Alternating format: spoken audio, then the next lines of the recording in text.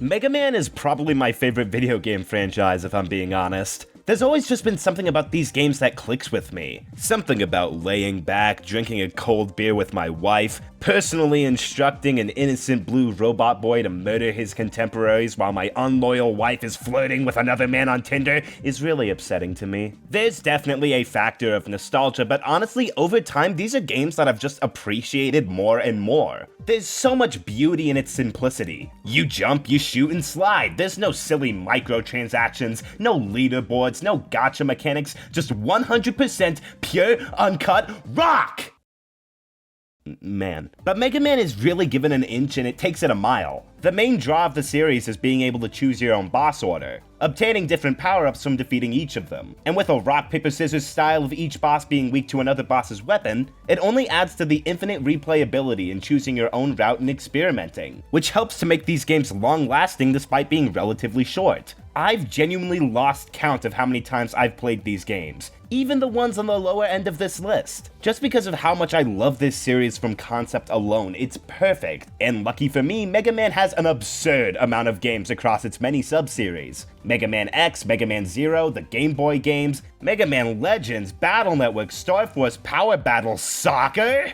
Jesus Christ, Capcom really milked the hell out of this series, didn't they? And while I'd love to eventually cover all of those, today we're just gonna stick to the classic series. Mega Man's 1 through 11, as well as the Japan-exclusive Mega Man and Base. Today we'll be asking the big questions. Which one's the best? Which one's the worst? Which one's the second? And which one's the first? I genuinely don't know anymore. Alright, that's enough blabbering. Let's get started with what I personally consider to be the bottom of the barrel. The worst entry in the classic Mega Man series.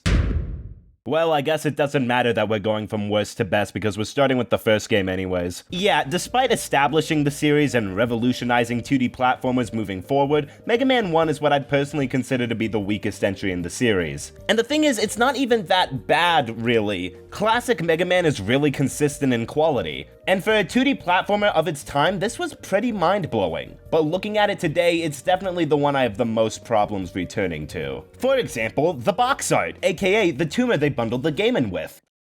I do really like a lot of the music and the general art direction. Sure, there's plenty of kind of empty songs and backgrounds in the mix, but a lot of the bosses have really simple and iconic designs. And when the soundtrack gets going, it can produce some really charming and memorable tracks. I really like the designs of Elecman, Gutsman, and the Yellow Devil. There's a reason these guys would be reused as motifs throughout the rest of the series. And the themes of the Wily Castle feel very intimidating, like it's you against the world. Levels are okay at best. There's some nice aesthetic variety here, and a lot of what the game asks of you can be satisfying to learn and master, but it feels like every stage has one really annoying section that drags it down, like this dumbass footholder section where it's too easy to fall off or glitch through the platform, this garbage moment in Wily 1 that forces you to use a seemingly optional item from a Elecman stage, which you can very easily miss. And if you do, well, just kill yourself and come back later, I guess. I love video games. I really hate how many stages just end with this big eye to knock some damage out of you before the boss battle. There's too many points like that where the game just feels like it's toying around with you. Speaking of bosses,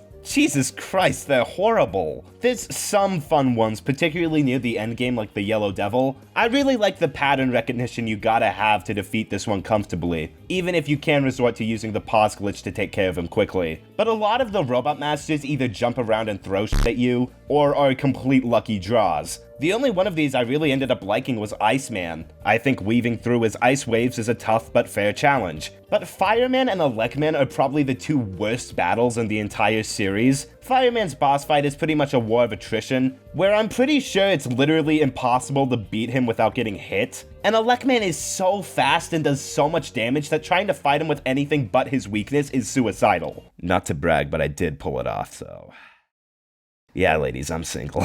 This really cuts the replayability down also. There's only 6 Robot Masters compared to the usual 8, and considering how over half of these are an absolute no-go for newcomers, It's not often I find myself experimenting with different weapons or boss orders very much. I like the Thunder Beam and Rolling Cutter a lot. The unique firing patterns can be really fun to use even if they lag the game sometimes, but the rest of them are either mediocre or way too situational to use outside of bosses. The Hyper Bomb is way too slow to use in any situation because 9 times out of 10 using the Buster is faster. You need to find a block in order to use the Super Arm properly. These are really weak. I've got a lot of smaller problems with Mega Man 1 as well. The controls feel way more slippery compared to other games. These blocks in the third fortress boss don't respawn if you happen to use them and die. The use of an arcade point system is worthless. The physics engine makes Mega Man feel like a ton of bricks. The box art is stupid, it's really quite a mess. At best, it's a decent little action platformer and established the series well even if every other game in the series does everything this one does better. I'd only recommend this one to hardcore fans or those who are interested to see where the series got started, but otherwise it'd probably be best to stay away. America really could never draw Mega Man right during these NES days. He either looks like a concerning man or a garden gnome. I don't know if this placement is gonna piss people off or not, but here goes. Mega Man 6 is like jingling keys in front of your face. Mega Man 6 is the last entry on NES, and comparing it graphically and sonically to Mega Man 1 is night and day. The backgrounds look great with plenty of nice colors and detail that you never saw in earlier games. And while the soundtrack isn't a favorite by any means, the songs do sound nice and aesthetically appropriate to the levels you're going through. Unfortunately, I think the story to this one is really dumb. After 2 games with fake-out villains that just turn out to be Dr. Wily again and again, pulling the exact same stunt again with the least convincing disguise Dr. Wily has ever put on makes for the worst story in the series if you ask me. Mega Man 6 definitely tried to bring the series out of its comfort zone after 5 entries of very similar gameplay. It replaced Rush with the jet and power adapters, changing Mega Man's moveset. It added alternating paths where taking different paths can get you different collectibles. There's an emphasis on traveling around the globe and fighting these robots from the first annual Robot Master Tournament. And you know, all of this sounds fantastic in concept, but in execution it falls so flat. The Jet and Power Mega Mans are fun to play around with on a first playthrough, but replaying this really opened my eyes to how much they intrude on other aspects of the game's design. The final levels can feel especially repetitive by just how much you're forced to use them, leaving very little opportunity to try out the other special weapons since you're switching them out so much. And a lot of the alternating paths in the Robot Master stages require you to use them, meaning that if you want to collect everything, you're going to have to visit Plant and Flame Man very early on in order to unlock them, which can really limit your freedom in choosing what boss order you do. Oh, and these alternate paths I was talking about? A lot of them suck. You are met with 2 options near the end of the stage, one where you are required to use the adapters, and one where you aren't. This is literally the split path right at the boss door of Nightman stage. Are you kidding me? Oh, and your reward for going out of your way for these alternate routes? Why, to unlock Beat, of course, which would be a worthy reward if he wasn't severely debuffed from Mega Man 5 and utterly useless. Thank you, Capcom, you solved the problem! There's just no synergy to anything this game adds. While all of these are cool on paper, in practice they don't mesh well together or with the formula of the series. Again, it's like jingling keys. It's the concept of something really cool with nothing to back it up, like just let me drive junk! Levels either have a shocking lack of enemies or gimmicks, or way too many enemies or gimmicks. The second half with the X and Wily castles are both so boring and unmemorable. X Stage 2 is literally just a straight line with plenty of empty sections to keep you busy. Oh, but there's plenty of insta-kill spikes though, that sure is a fair challenge. But then there's stuff like Plant Man Stage, which is just an exhausting oversaturation of annoying enemies in annoying places. What about easily the most forgettable boss selection in the series? With fortress bosses that I genuinely can't remember after several playthroughs and despite just playing it. Credit where credit's due, the final boss is probably the most fun out of the first 6 games, but the slug of nothing you have to get through to see it is not worth it. Mega Man 6 is the series' midlife crisis. While the things it adds can be memorable, they're either really poorly executed or done better in future entries. And the rest of the game does not do enough to justify itself outside of that.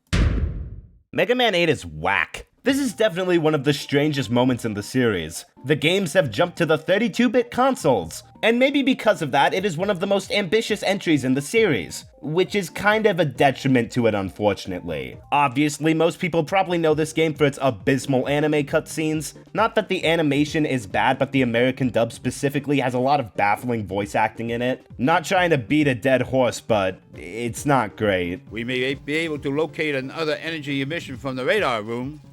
When we find that meteor, we'll find Dr. Wally. Having these full-length animated cutscenes is neat, but I really gotta question how necessary they are to the plot. Especially when the plot is about evil energy or something. I don't know, I don't care, it means nothing. As for the actual game, however, Mega Man does translate to the PS1 with grace. The controls are on point, it looks really nice even if it's a little too saturated for my tastes. They introduced the f***ing Mega Ball, are you kidding me? I actually like it a fair amount. Sure, actually using it as a weapon is kind of painful, but I like how you can use it to give yourself a boost in your jump. I found it to be really helpful. You know what, I'll talk about the weapon set as a whole real quick. They're all pretty good. Flash bombs are the obvious star of the show for being powerful, as well as having the explosion stay on screen to do more damage. I appreciate how a lot of the weapons have secondary uses outside of being used defensively, like the Thunderclaw having these poles you can swing on, or the Tornado Blow lifting you up with it. Admittedly, the second set of weapons you get isn't as satisfying, but I found all of them to be useful enough for me to call this a good selection. It's the levels I have much more of a problem with. First of all, every level is twice as long but split into 2 segments. If you game over during the second part, you don't need to reset the whole level. Cool. But unfortunately, a ton of these levels are bloated with so many different gimmicks. Clown Man's got these toys obscuring your view, a bunch of trains, this Freddy Fazbear mini-boss, a bunch of X and O blocks where you gotta be on the right block when the clock strikes, these platforms that go up and down,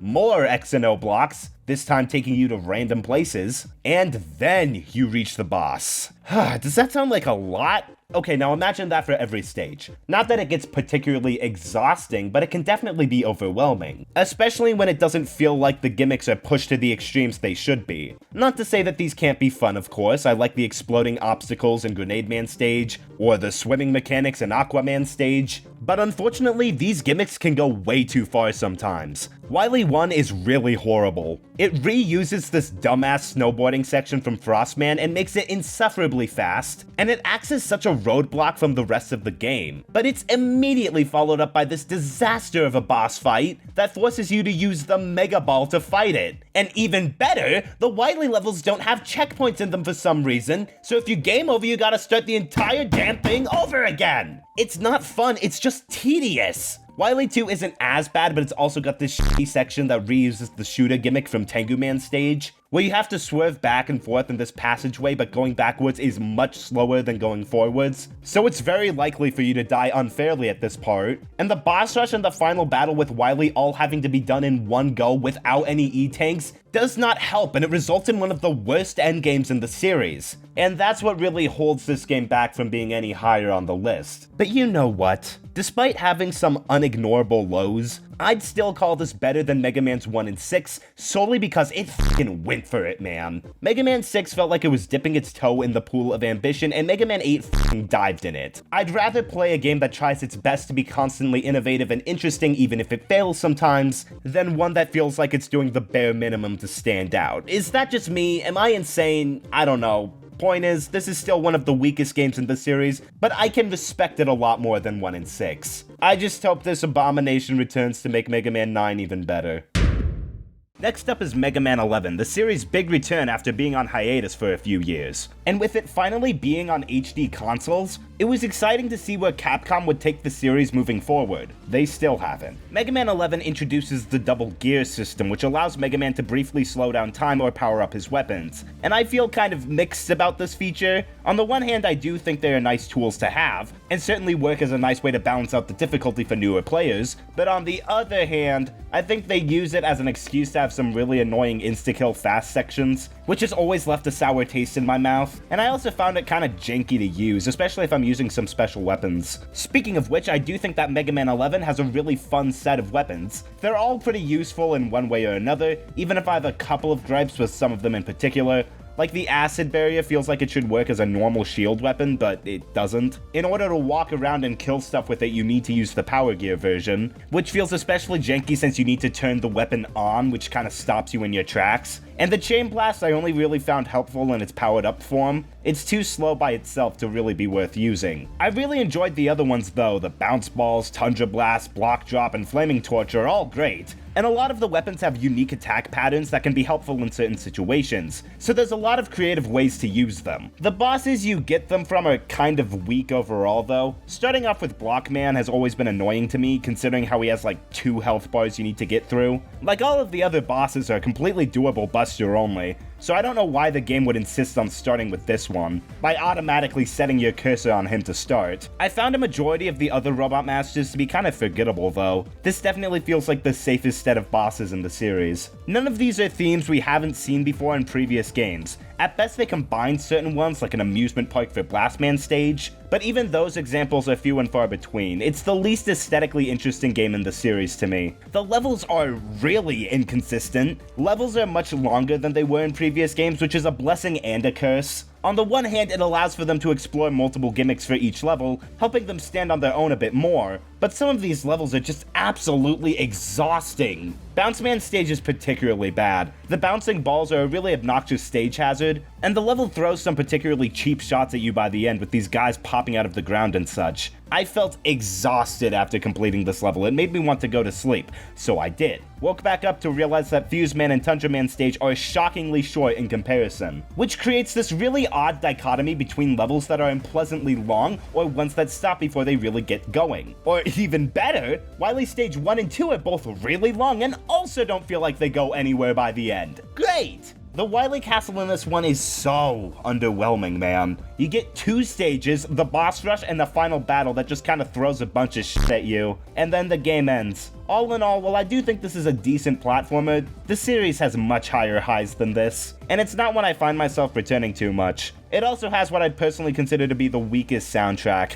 None of it really left an impression on me. It was all just kind of white noise. Are we seriously only 4 down? This is going to be a much longer video than I anticipated, guys. I'm sorry. Mega Man 3 is a game I really want to love. It does so many cool things that are incredibly innovative for the series, as well as being incredibly unique in its own right. However, it also pisses me off a lot, but one thing at a time, I guess. To get my positives out of the way, the first Robot Master stages are great. Mega Man 3 has some of the most ambitious and creative stage themes, due to the out-there story of Mega Man exploring other planets to defeat these Robot Masters, and it creates for some of my favorite levels aesthetically. You got an entire level made of snakes, one with a bunch of magnets, going through this cool crystal cave with all these weird tadpole creatures. I adore it. Later in the series, they definitely got comfortable reusing the same fire, ice, and water themes, but all of these guys are weird and experimental. I love it. Even if the weakness order makes less sense because of it, and you can make a dick joke out of all of them. This game also introduces a lot of new things to the series. Rush becomes a mainstay as your little companion to help you get around easier, even if Rush Jet is absurdly overpowered in this game, but it gets refined later down the line. Let's just have fun here. Sliding is added to Mega Man's moveset, making him feel much quicker and more agile, as well as leading to more creative level design opportunities. And introducing Proto Man, Mega Man's evil brother? But he's actually a good guy, though. I don't know, he's weird. I have a plush of him, though. Look at that! Ah! I even like a lot of the Robot Masters here. Sure, some of them do a little too much damage for my liking, but a lot of them have simple but difficult to master patterns that can make them so much fun to battle. Shadow Man has always been a favorite of mine.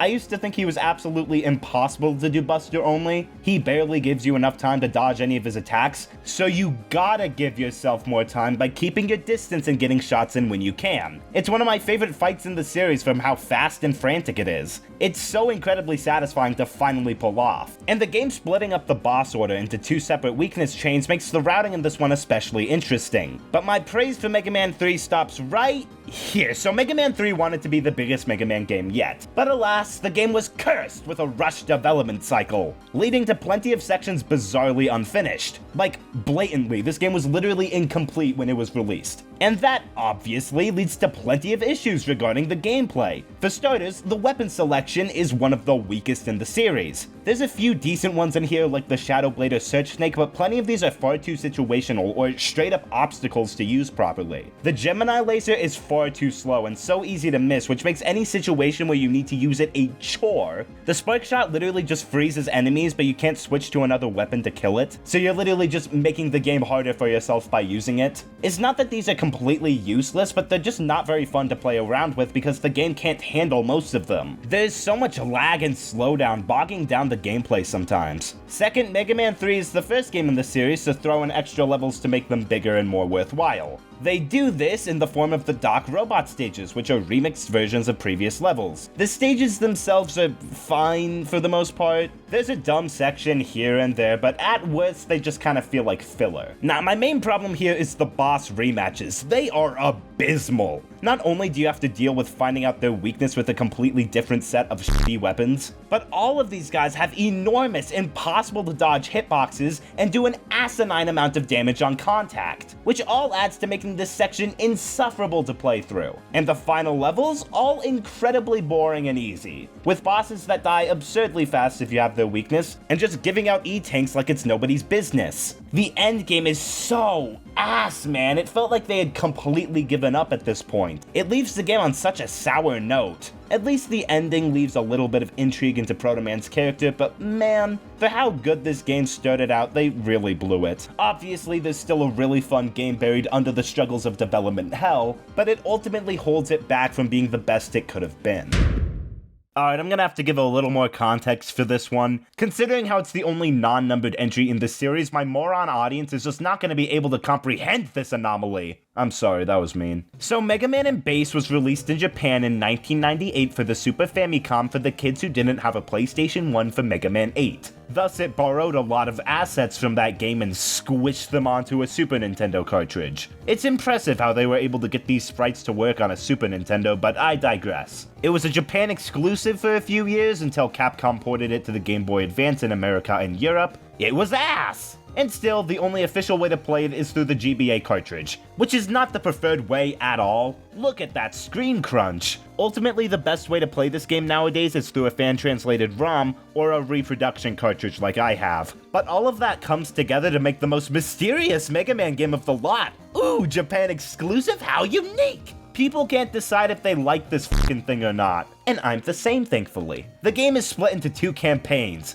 You can play as Mega Man and Bass. It's like the name of the game. There's a lot of little differences between the characters, but I think the bottom line is that Mega Man's good for bosses and Bass is better for platforming due to having a double jump. I've seen some people say this game is completely unplayable as Mega Man, but I really beg to differ. Boss fights as Bass are so much harder since he has a much weaker attack, so while you may be able to get through the levels as him easier, you might not be able to finish them as well. The two are pretty balanced, all things considered, and there are plenty of times where the route Mega Man takes is completely different from the one Bass takes, which adds a nice amount of variety to the campaigns. The game's structure is kind of odd. It's clear they wanted to have the game more streamlined like Mega Man 7 or 8. You start with 3 Robot Masters, and each one you beat unlocks different stages. I don't know, man. Stop cutting down replayability like this. I would have preferred if you just kept it to choosing any order you want to go in. There's only so many routes you can take with this game in comparison to 7 or 8, or hell, the rest of this series for that matter. But honestly, that's the least of my concern when it comes to this game in particular, because man is it another mixed bag. The first boss you'll generally start out with is Cold Man, and I really enjoy his stage and boss fight, naturally going from one challenge to the next without it feeling unfair or gimmicky, as well as having specific stage hazards that feel natural to the environments they're in. It's remarkably solid. Then you get Burner Man, which is kind of just a mess of gimmicks with varying execution. There's these big robot gorillas, spears in the walls, this giant telly with insta-kill fire, f*** you. But for the most part, the Robot Master stages are fine. There's only a few places where it really feels cheap, like this dumb jump in Tengu Man stage, or Burner Man's weakness only working if he's on screen, but outside of that, it rarely feels unfair. There's even a nice shop for you to fall back on for parts, a great weapon selection that offers a lot of variety. The game has been incredibly strong up to this point. until you once again reach the end game. I don't know if you can tell, but a lot of Mega Man games live or die by how good the final stages are. King Stage 1 is probably the worst. It's easily got the most cheap tricks in the game, like suddenly dropping you into a pit of spikes or having Sniper Joes fall onto you. But then there's also this dumbass boss fight where if you're still on the platform while you kill it, haha, better luck next time, I guess. King Stage 2 isn't as bad, but it's equally exhausting. Asking you to fight through 4 whole-ass bosses on one set of lives? Jesus, man, it's a lot. Every time I get to the boss rush and subsequent final battle, I am exhausted. The whole endgame is way too much to get through, and ultimately leaves my thoughts on this one rather mixed. But I do think it's better than the previous games thanks to the separate campaigns keeping every playthrough a little different, as well as the bonus content offered from collecting CDs and the excellent Robot Master stages. Yeah, number 6 is Mega Man 2, only the most popular and most important game in the franchise. Yeah, keep walking, nothing to see here. So, Mega Man 1 is definitely kind of a mess looking back on it in recent times, and I've seen a lot of people say that Mega Man 2 has also aged poorly, and I couldn't disagree more. I mean, yeah, the Boo Beam Trap is bad, the weapon selection is unbalanced, there's plenty of infamous and annoying challenges, the final levels forcing you to use items 1, 2, and 3 is annoying, the Mecha Dragon is completely broken, and the only reason that people like this game is because of nostalgia, but if you look beyond all of that, it's the best one! Alright, I'm just kidding around. I do think it's entirely fair to say that Mega Man 2 hasn't aged well in some aspects. It also had a rushed development cycle along with Mega Man 3, and its age definitely shows in a lot of the Wily Castle. As I've mentioned before, the Boo Beam Trap is incredibly infamous for being a buggy, slow disaster, and I absolutely agree. But honestly, looking at the whole picture, Mega Man 2 does a lot right. I think that the first 8 Robot Master stages are set up pretty much perfectly. Having this much freedom in your boss order can be so good for newcomers. I actually love the implementation of Heatman's disappearing block section and Quickman's lasers here. Hot take, I know. But the game gives you ways around them if you choose to do so.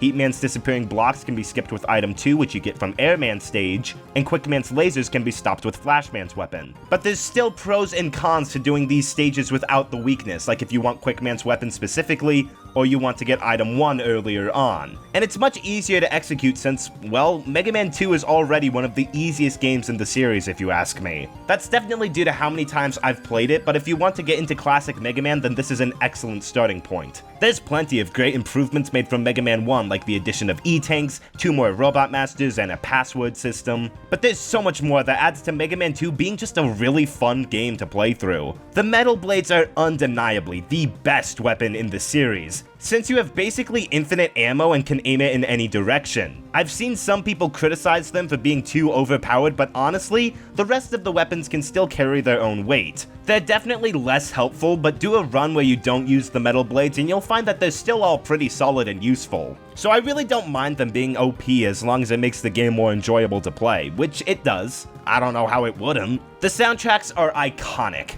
The controls are tighter and less slippery. Yeah, besides a few occasions of bullshit near the end game, Mega Man 2 is still really fun to learn and master over 35 years later. And at number 5, we have Mega Man 5. Isn't that nice? Mega Man 5 is just a really solid game through and through. The story is another fake-out ending, and especially doing the same trick as Mega Man 4 is kind of lame, but Proto Man being presented as the bad guy is certainly more interesting since we don't really know if he's supposed to be good or not. It's better than whatever the hell Mega Man 6 was trying to pull. Mega Man 5 has a fantastic set of opening Robot Masters. All 8 are once again completely doable as first picks, and Mega Man 5 introduces a new collectible, 8 letters spelling out Mega Man 5, which unlocks Beat the Bird. Please don't. It seems that the design mentality for Mega Man 5 was just to be as silly and wacky as possible for 5 games in. Like, take the weapons for example. Naysayers will call this the weakest weapon set in the series, but they are wrong. Those who say so should be hung, shot and killed in the streets, hunted for sport. But in my opinion, Mega Man 5's weapons aren't weak. They're surprisingly solid and well balanced. Sure, the Mega Buster overpowers most of them in strength, and while a lot of them are certainly impractical, they're so much fun to use at the same time. Like, the Power Stone is just such a stupid weapon. It does so little damage and has such a strange arc to its attack pattern, but I've found that just goofing around with it improves the game tenfold, and leads to so many dumb moments where everything lines up just right and snipes all the enemies in your path. It doesn't slow down the game or anything, and it's pretty quick to refresh. So if you end up missing, then just fire it again. Mega Man 5 is pretty easy and generous, so using most of these weapons isn't a severe disadvantage to you. They're just really fun to use, and isn't that what matters most? No. Even though I do prefer a more practical set of weapons, to say that Mega Man 5's got the worst weapons in the series is such bull when Mega Man 3 exists, when Mega Man 1 exists, when Mega Man 6 exists. Ultimately, I think that a lot of Mega Man 5 is stupid, but in the end, genius. Like, the Proto Man Castle's bosses feel like jokes when you first see them. There's literally a guy who just walks back and forth with only a shield to help him. And the thing is, I think this is a completely fair fight. Their shield only leaves it vulnerable sometimes, and there's still a challenge involved in trying to jump over it, which is more difficult than you may think. Mega Man 5 is a damn delight to play through every time. It doesn't do anything exceptional, but at the same time, it doesn't do anything that really bugs me, which is an honor that even some of the games above it in the ranking don't have. Like, honestly, the worst complaint I can levy against it is that the final few stages are kind of underwhelming, but it's still very consistently strong. Good job, Mega Man 5. You're easily one of the most underappreciated games in the series. Oh great, this f***er's back. Mega Man 9 is arguably one of the most influential games of the late 2000s. No, seriously. This was the first of the retro revivals that came around this time, since nostalgia for NES games was at its peak with the 7th generation of consoles. And alongside Nintendo re-releasing their old titles under the Virtual Console line, Capcom hired Inti Creates to make a throwback to the classic NES Mega Man games, pixel art and all. Yeah, you know, Inti Creates. They made Galgun? But yeah, Mega Man 9 is responsible for why a lot of indie games still use pixel art aesthetics. It proved that games with these graphics could still have value, as well as being much cheaper so that more indie games could be brought onto the scene. So how does the game hold up now? It's really damn good. I do have a fair few problems with it, which I suppose I'll get out of the way first. For one, the slide and charge shot have been removed to be more akin to the likes of Mega Man 2 than the rest of the series, because Mega Man 2 was the greatest game ever at something. I don't mind not having the charge or slide because the game was designed around it. It's not like they're giving you enemies where the only way to dodge their attacks is to slide. It's just something I thought I'd bring up though. Secondly, Mega Man 9 is a really difficult game, one of the hardest in the series if you ask me, and that was obviously intentional. They wanted to make this one tough as balls since the older games were, even though they weren't really if you ask me. And I have no problem with the game being challenging. I do think there's an issue of fairness involved at many points though. I think that the first 8 Robot Master stages are fine in this aspect. Typically when they introduce a new challenge, they give you a safe environment to experiment with it, and then upping the challenge as you go on. It's a great design philosophy, and this isn't the only game in the series to use it, but there are significantly more points where the punishment for failing a challenge is dying. Again, you're given the same amount of lives as other games, and even a shop to balance things out, but that doesn't stop the fact that Mega Man 9 is a little crueler than the other games in the series. Even with that though, I think the first 8 Robot Master stages are fantastic. It's a lot of the Wily Castle I have issues with. Alright, well first off, Wily Stage 2 has this really annoying water section that asks you to be way too pixel perfect to clear some jumps. Combine that with a shit ton of spikes and you get a section that's annoying to clear regardless of any special weapons, and regardless of how well you understand the game's mechanics. It's just obnoxious. Wily 3 has one of the worst moments in any Mega Man game. There's this lift section where you have to shoot in order to move left and right, and right when you get to the end of it, the game does this. Oh, my bad! It's not that you can't avoid this, but it's literally just killing you for the sake of killing you. Whoops, I guess I should have saw that coming! It's 0 out of 10 design, absolutely irredeemable. And the final boss also pisses me off. It's not that the boss itself is horrible, I mean the final boss is weak to the plug ball, so that's kind of ass. But, I mean, it's a doable fight if you've got the E-Tanks for it. The problem is that if you game over and use all your E-Tanks, you're fucked. From that point, you have 2 options. Endlessly repeat the boss rush and final battle again and again without any E-Tanks, or go to the shop to buy some more, and being forced to do the whole fucking castle again. Why would you do that? No other game in the series has the audacity to pull shit like this. It's exhausting, I hate it. That being said, while the game does have some lower lows, its highs are some of the highest. You've got easily the best weapon selection. Every damn item here is useful and fun in addition to that. The Jewel Satellite is probably the best shield weapon. The Black Hole Bomb sucks everything in around it.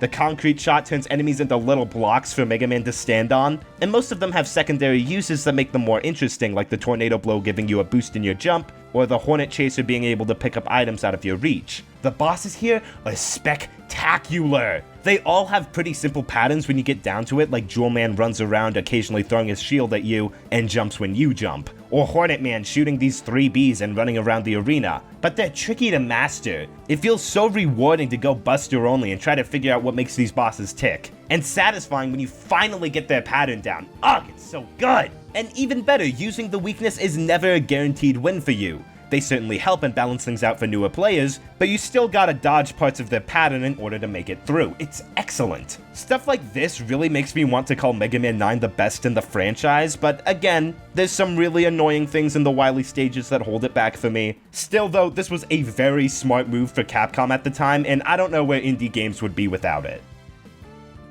I just spent more time talking about Mega Man 9 than Mega Man 2 and 5 combined. Isn't that something? And with that, we have 3 games left, and all of these hold a very special place in my heart. We're entering the cream of the crop, the best this series has to offer. Sure, I have my minor quibbles with all of them, but that doesn't stop the fact that all of these are some of my favorite video games, period.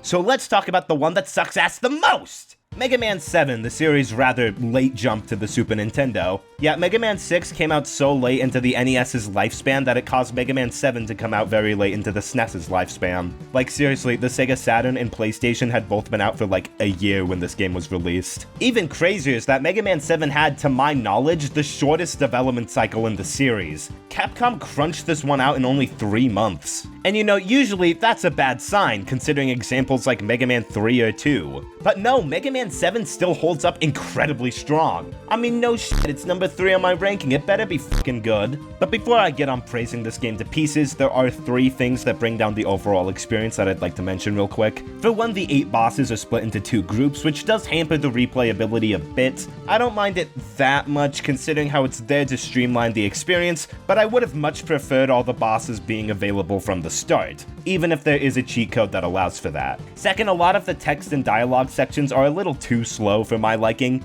really disrupting the pace of the game to tell you kind of meaningless information. Third, and this is the big one, Mega Man 7, taking cues from Mega Man X, has a lot of hidden items and collectibles to be on the lookout for. These are mostly great additions. I love the Super Adapter, refining the Jet and Power Mega Mans without feeling intrusive on the rest of the gameplay. However, there's a fair amount of them where I just have no idea how you'd be able to find them without a guide, especially the ones you gotta find with a rush search. Oh, my bad, I should have known to dig at this exact coordinate in this level. Thankfully, they aren't so helpful that it's impossible to play the game without them. And you can find a lot of them in the shop if you want to spend your time getting bolts instead.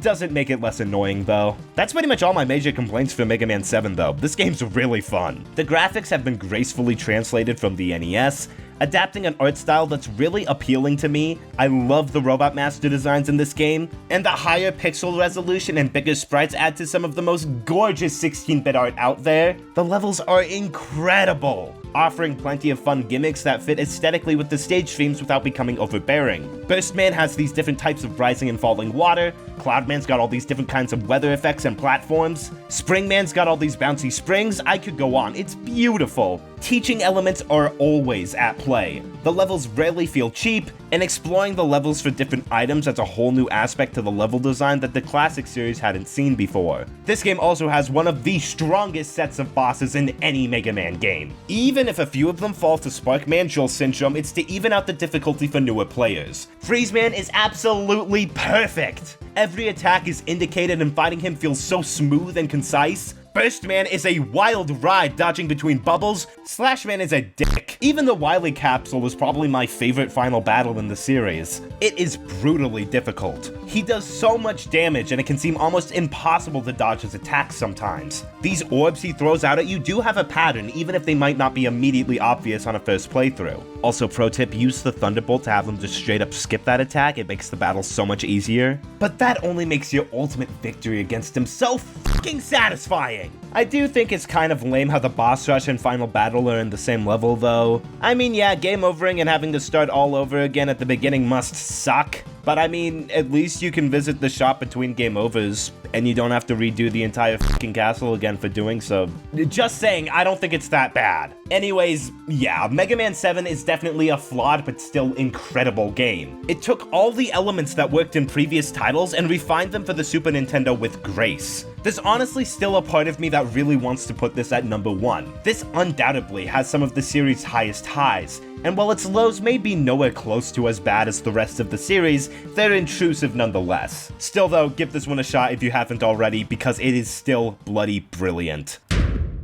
Mega Man 4 is without a doubt the most refined and polished entry on NES. The levels are all fire! The weapon selection is incredibly balanced and fun. The extra stages don't make me want to tear my balls off. Sure, there's still a decent amount of classic Mega Man bull. Like, this is the game that introduces the enemies that jump out of pits to suddenly kill you. Like, yeah, those guys suck. But otherwise, Mega Man 4 is one of the most enjoyable games in the series. Following Mega Man 3, Mega Man 4 has a really nice aesthetic balance. A lot of the boss concepts and designs are a little out there and ambitious, but not so obscure that it's a complete mystery to find out which boss is weak to what weapon. And this game has one of the silliest weakness chains in the series. Like, yeah, a rainstorm would turn off the lights. And Brightman is literally a goofball with a giant light bulb on his head. If you find an old skull, you'll have to dust it off. You use a light to uncover a pharaoh's tomb. What's cleaner than dust? A ring, of course. You wanna know my favorite though? Take a guess what Toadman is weak to. I'll wait. Drill Bomb! Yup, no questions asked, that would do the job. And while we're on the topic of presentation, Mega Man 4 boasts one of the strongest soundtracks in the series. I'm no music critic, but there's such a specific tone that Mega Man 4 reaches that makes it stand out so much from the rest of the series, as well as having themes that properly match the levels they are suited for. And you wanna know what's even better? All of the bosses and their stages are fucking phenomenal. With the exception of Toadman, who literally just stands around waiting patiently for his turn to attack. You can kill him completely standing still. Levels have a really nice variety to them, as well as having plenty of stage-specific mechanics to keep them all fresh. These are all taught naturally to not overwhelm the player, slowly integrating them into the stage and ramping up the difficulty. You got stuff like the disappearing platforms in Ringman stage, the rain and flowing water in Toadman stage, the grasshoppers in Brightman. It's all great. And that continues into the second half also. You got a stage with these timed platforms, an auto-scroller level that's actually pretty fun, a level composed entirely of metal enemies. The game is able to keep the energy up for the whole thing, not dropping in quality at any point like plenty of other games in this series. Except for the final battle, which I do find cool but a little easy, but hey, it's still a solid way to go out. The new villain is fresh, the charge shot is a fantastic addition to the moveset, the soundtrack kicks ass. I like when Mega Man moves his little head to use the wire adapter. Oh, look at my little chubby guy. This is, without a doubt, one of, if not the finest platformer on NES, and a landmark title in the series. And we've still got one more to go. If you're in any way familiar with the process of elimination, you know what game is taking my number 1 spot. It's Mega Man 10. Not gonna beat around the bush here, my favorite classic Mega Man game is Mega Man 10. But why is that, you may ask? Well, in the preceding segments you might have noticed a couple of reoccurring topics of discussion. In other words, what I value most in a Mega Man game. Level designs and their aesthetics, bosses and replayability. And most importantly, how f***ing stupid can the games get? And Mega Man 10 absolutely takes the cake in all of those departments. You have robot masters that are literally a f***ing sheep, a baseball, and a sword. A story revolving around a robot pandemic with the same dumbass plot twist as before. Goofy-ass enemies, and a final level that takes you to space and barely even acknowledges it. And the ending may or may not imply that Dr. Wily is really a robot. Why the f*** would you do that? Fortunately, Mega Man 10 is not all show, because these bosses and stages I've been talking about are rock fucking solid. Bosses take after Mega Man 9 being pretty easy to figure out but tricky to master. But it's always worth the pain of learning them because making it out on the other side always feels so damn good. Levels are incredibly strong, all with a handful of incredibly entertaining stage mechanics and enemies that are aesthetically appropriate to the levels they're in. Solar Man has a bunch of differently timed fire guys and Solar Zeros you have to dodge. Pump Man is a sewer level with falling water and bubbles. Strike Man has a bunch of soccer balls, pitcher enemies, and locker rooms that shoot at you. They really just took everything they could to the creative extreme here, and it makes for one of the most ambitious and exciting adventures yet. Most of the weapons are balanced and fun, even the weaker ones like Thunderwool I could find uses for in taking a slower and safer route around an enemy, or for hitting ones that are in its attack pattern. There are a few cheap moments like this lift section in Wily 3 is easily something I could do without, but the rest of the endgame manages to be the best in the series. The first stage with callbacks to the rest of the franchise, multiple paths and returning elements from previous Robot Master levels. The second level has a bunch of wild conveyor belt crushers and a crab boss by the end. And they finally separated the boss rush from the final battle. Thank you! Why did you do that 4 games in a row though, Capcom? Even better, you can actually visit the shop between Wily stages, you geniuses! And the final boss is unique and climatic, having to fight against 2 Wily capsules with this shot of the stratosphere in the background. It's so good. Not to mention, this game has easily my favorite soundtrack in the classic series. Stage themes are appropriate and fit the levels nicely. They make the most out of the sound chip with insanely catchy melodies, clashing noise and bass in the background. It's amazing. Not to mention, Mega Man 10 goes the extra step further by introducing multiple playable characters and difficulty options, which adds up to making this feel like the ultimate Mega Man experience. Even if playing as Proto Man is a bit of an afterthought since he takes double damage, but Mega Man 10 is the most polished and refined entry in the series to date. It takes everything that worked about previous entries and makes it its own, reaching a euphoric balance the likes of which few other franchises hope to achieve. This is what happens when a series is able to fully flesh itself out and become the best it can be. Mega Man 10 is an absolute swan song for the Mega Man franchise! Oh yeah, Mega Man 11 exists. Well, that kind of ruined it. Anyways, thank you for watching all the way to the end of this monstrosity. No joke, I thought this would be a fun little 20-minute escapade, but as per usual, it went off the rails and became a 40-minute retrospective. My bad, guys. But hey, what's your favorite or least favorite or the first Mega Man game? Let me know in the comments. I'm curious to what you have to say. Anyways, so can I stay here for a bit? The wife kicked me out so she could spend some more time alone with her new boyfriend. No? Okay, well, I guess I'll just leave then. Thanks anyways. Subscribe or something.